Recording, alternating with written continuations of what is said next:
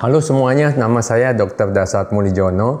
Saya adalah dokter internis jantung yang bekerja sebagai direktur dari bagian jantung di Rumah Sakit Bethsaida di Gading Serpong, Tangerang. Pada hari ini saya akan membahas mengenai fungsi dari beberapa hal. Sebelum masuk ke videonya, jangan lupa diklik tombol subscribe-nya dulu ya. Terima kasih. Sejauh ini saya tetap praktek ya, dan melihat begitu banyak simpang siur pertanyaan-pertanyaan dari pasien-pasien kita mengenai corona ini. Ya, untuk itu saya rasa perlu saya bahas pada hari ini mengenai pengertian-pengertian yang banyak masyarakat kita belum mengetahui apa arti sesungguhnya. Yang pertama, saya akan membahas mengenai fungsi daripada PSBB atau lockdown yang disebut lockdown di luar negeri. Nah, banyak orang yang nggak tahu sebetulnya fungsinya ini apa. Dipikirnya apakah dengan melakukan PSBB atau lockdown nantinya kita akan berhasil membasmi virusnya. Jadi banyak pasien menanyakan setelah PSBB dilepas atau lockdownnya dilepas, artinya kita aman dok ya, kalau keluar-keluar kita nggak bakal kena penyakit corona ini karena virusnya sudah dihilangkan. Yang mana adalah salah ya.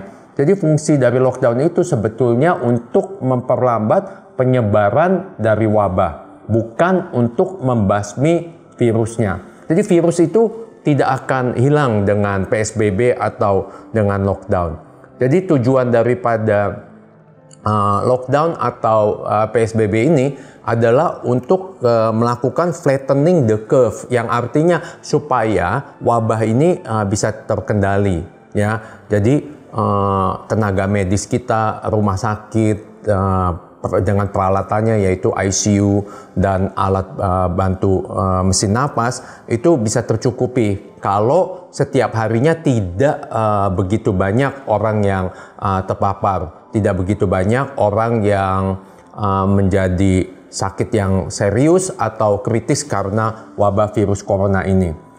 Jadi maksudnya PSBB ini adalah untuk flattening the curve, jadi supaya kurvanya itu landai, tidak mencuat sehingga kita kewalahan, tidak bisa menanggulangi pasien-pasien yang sakit. Jadi bukan dengan isolasi atau dengan melakukan PSBB ini untuk menghilangkan virusnya. Nah, jadi ini bisa sampai berapa lama? Nah, ini menurut Profesor Jonathan Grad ya, dia Profesor Imunologi dan Infectious Disease dari Harvard School of Public Health. Ini bisa sampai 2022. Nah, kemudian kemarin juga kita dengar di berita ya, kok ada orang di desa, katanya ibu-ibu di desa dia sudah melakukan isolasi dirinya, kok bisa positif terhadap corona ya. Diduga karena katanya dia menerima kembalian uang lah atau menerima barang-barang yang kemungkinan besar jadi ibu itu terpapar virus ini. Jadi artinya di sini kita lihat kita mau isolasi sampai berapa lama? Tidak mungkin kalau kita lakukan isolasi sampai tahun 2022 ya. Nanti saya jelaskan kenapa. Nah, tapi pada hari ini nanti saya akan berikan solusinya untuk ini. Jadi apa yang harus kita perbuat? Nah, salah satu cara membasmi virus ini adalah dengan apa yang disebut herd immunity. Nah, herd immunity itu maksudnya jika populasi dari suatu negara ya, itu kebanyakan sudah terkena virusnya atau menjadi kebal terhadap virusnya, entah itu dengan jalan dia terkena virus corona kemudian menjadi sembuh dan menjadi kebal, atau dengan jalan divaksinasi ya, maka ketika misalnya populasi di negara kita ada 275 juta orang. Jadi perhitungannya kalau sekitar 50 sampai 60% dari populasi kita ini telah terpapar dan menjadi kebal, baik itu dengan jalan vaksinasi ataupun dengan jalan sudah terkena corona dan membentuk imun di tubuhnya, barulah aman negara itu. Boleh dikata virusnya lama-lama menjadi hilang ya. Jadi aman untuk orang pergi kemana-mana. Nah itu butuh waktu berapa lama? Diperkirakan dari ahli-ahli dunia antara 24 sampai 36 bulan. Jadi masih lama ya. Populasi kita 275 juta, perhitungannya saat ini yang terpapar 10.500. Nah, ada perhitungan statistiknya itu. Jadi kurang lebih diperhitungkan 24 sampai 36 bulan lamanya. Nah, kemudian saya sedikit mau menjelaskan mengenai vaksin. Vaksin untuk corona itu dibutuh waktu berapa lama lagi. Banyak sekali hoax yang menyatakan sebentar lagi akan selesai apa segala. Tidak semudah itu ya, dari data-data yang kita dapat dari ahli-ahli virologi, ahli-ahli imunologi, ahli-ahli infectious disease di dunia. Itu butuh waktu ya, minimal bisa 1 tahun lagi. Kenapa proses untuk vaksin ini lama? Karena selain vaksinnya udah ditemukan, itu harus dibuktikan dulu, harus ada percobaan klinisnya dulu. Apakah vaksin itu pertama efektif? Ya, karena percobaan di lab yang efektif dari suatu vaksin belum tentu efektif ketika digunakan di lapangan. Ya, pertama dicoba dulu pada binatang, kemudian itu butuh waktu. Nah, dari itu baru dicobakan kepada orang ya. Jadi pertama, vaksin itu efektif atau tidak. Yang kedua, aman atau tidak vaksin itu. Nah, kita belajar dari efektivitas dari vaksin influenza. Nah, kenapa vaksin influenza ini kan ada sudah lama ya, hampir 15 tahun lebih.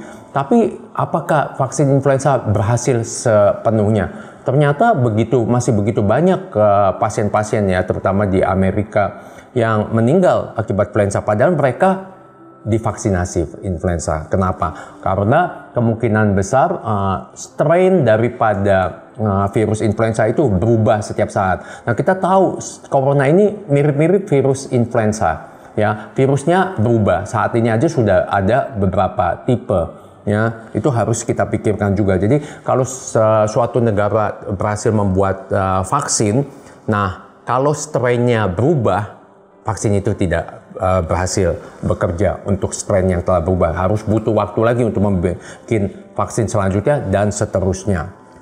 Nah, kemudian soal strain yang berubah itu, jika seseorang misalnya saya terkena virus corona di negara kita, nah saya menjadi kebal, apakah ada jaminan bahwa kekebalan saya itu bisa bermanfaat ketika saya pergi ke luar negeri?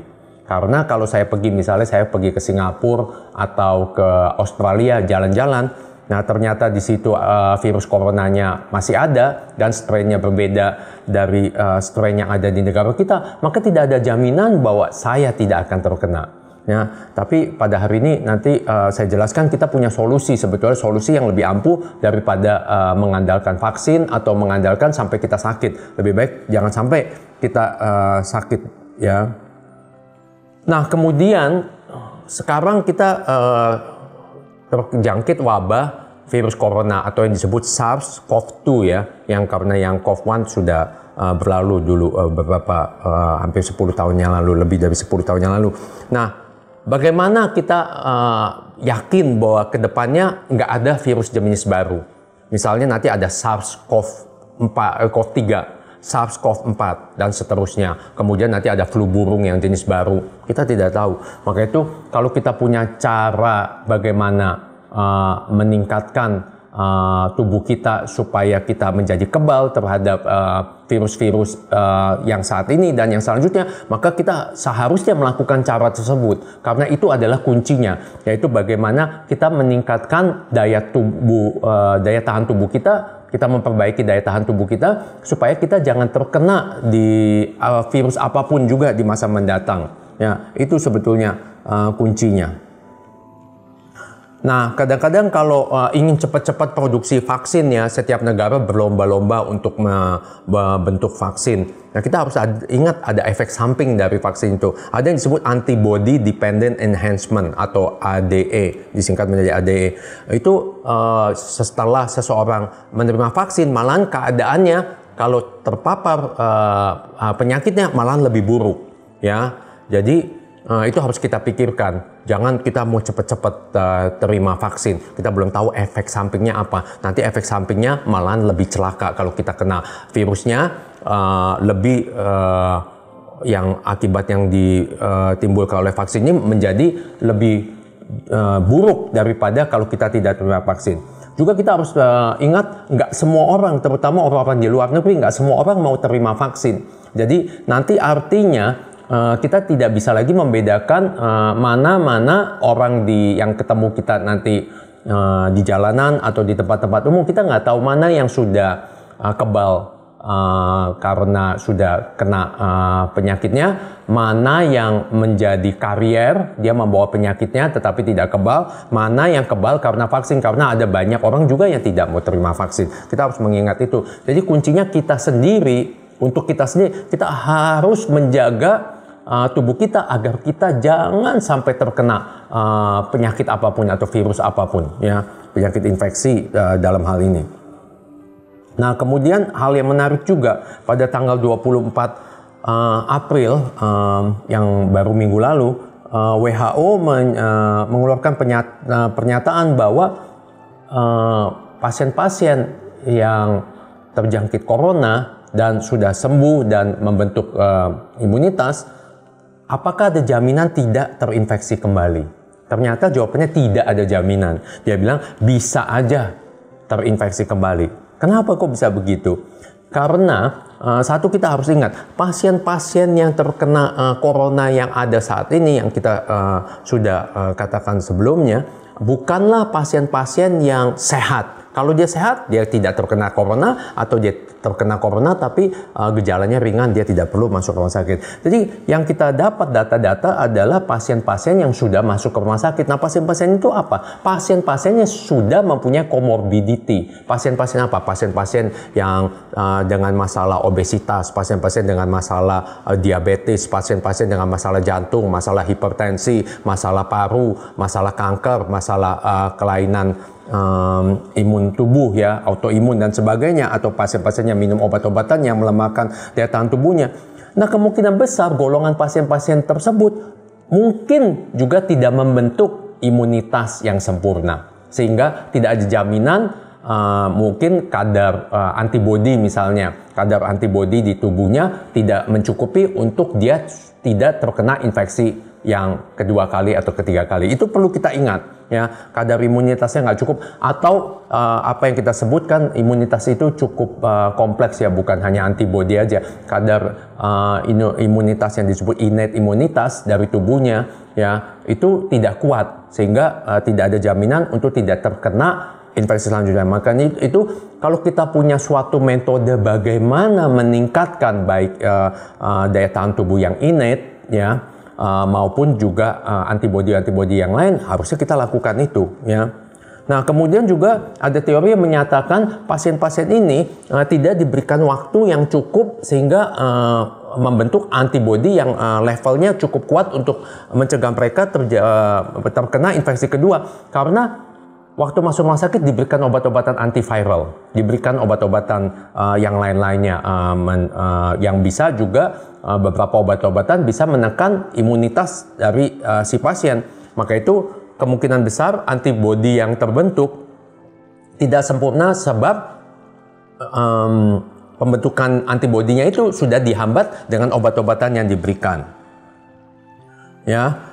Jadi kita harus mengerti hal ini. Nah, nanti ketahuannya dari apa? Apakah mutu antibodi yang diproduksi oleh pasien pada terapi plasma konvalesen itu akan berhasil? Kita nanti akan lihat, datanya akan ketahuan. Belum tentu semuanya berhasil. Kemungkinan kalau antibodi yang dibentuknya tidak begitu kuat atau kadarnya tidak cukup, maka plasma konvalesen yang diberikan kepada pasien yang sedang sakit mungkin tidak berhasil. Kita nggak tahu, datanya belum ada. Nah, kemudian yang terakhir yang saya akan bahas, mau sampai kapan kita melakukan PSBB ini, ya. Nah, kita tahu pasti, ya, semua negara aja, negara maju yang kita tahu mereka negara yang kuat seperti Amerika, Inggris, Australia, dia bilang kalau terus-terusan begini, ya, terus-terusan kita lakukan isolasi, terus-terusan kita lakukan lockdown, kemudian kita lepas, nanti ada second wave, ya terjadi seperti awal lagi, kita lockdown lagi, terus-terusan sampai tadi dikatakan tahun 2022, maka pasti ekonomi semua negara akan hancur, ya. Jadi kita nggak bisa mengandalkan terus-terusan kita mau mengunci diri, ya. Kemudian juga ada data bahwa orang-orang yang melakukan self-isolasi itu melemahkan daya tahan tubuh. Ya, karena kebanyakan orang-orang yang melakukan self-isolasi itu menyendiri di rumah, ya, pikiran terlalu banyak, tidak berinteraksi. Karena manusia itu diciptakan Tuhan kompleks, ya, harus berinteraksi, harus ada mengalami dikasihi oleh orang-orang di sekitarnya, harus mengekspresikan talentanya dan sebagainya. Nah, kalau dilakukan self-isolasi terus, lama-lama daya tahan tubuhnya turun. Nanti begitu PSBB dibuka, lockdown dibuka, dia keluar, dia tidak hati-hati, dia kena. Yang itu yang tadi saya bilang bisa menjadi bagian daripada second wave. Kemudian apakah bidang ekonomi ini akan cepat pulih? Tidak mungkin. Karena nantinya kita dari segi turis, hospitality, ya, seperti restoran, mal-mal, tentunya akan butuh waktu yang lama sampai pulih seperti sedia kala, ya. Nah, jadi sebagai dokter saya merasa terbeban, ya. Jadi kita mau membagikan sesuatu rahasia bagaimana kita bisa sama-sama mengatasi hal ini. Yaitu kuncinya kita harus memperbaiki imunitas di tubuh kita, ya. Nah, itu nanti saya ada video yang berikutnya saya beritahukan teori-teori saintifiknya, bukti-bukti ilmiahnya, apa sih yang menunjang daripada program yang kita lakukan. Nah, kemudian juga apakah ada, tadi saya sudah katakan, apakah ada jaminan bahwa kedepannya tidak ada SARS yang ketiga, keempat, kelima, dan seterusnya. Selama manusia di bumi ini masih makan yang basicnya binatang. Saya dengar Wuhan udah buka kembali, ya. Nah, di kita juga banyak orang kita yang suka makan makanan yang mirip-mirip seperti yang dimakan di orang Cina di Wuhan itu. Nah, jadi nggak ada jaminan bahwa kita nanti suatu saat tidak terkena seri yang ketiga, seri keempat, dan sebagainya. Selama pola hidup daripada manusia tidak mau berubah, masih suka makan makanan binatang, ya, dan juga itu harus diperbaiki, ya. Jadi nanti pada video yang berikutnya, ya, akan saya jelaskan dasar pemikiran kenapa kita mempunyai program ini. Dan saya yakin jikalau seseorang mendengar tayangan ini dan mengerti dan mau melakukannya, bukan hanya menjadi pendengar yang baik, tetapi mau melakukannya, saya yakin virus ini akan dengan cepat berlalu dari negara kita, minimal di negara kita dulu. Terima kasih. Jangan lupa subscribe, like, komen, dan share video ini. Dan jangan lupa saksikan video selanjutnya. Terima kasih.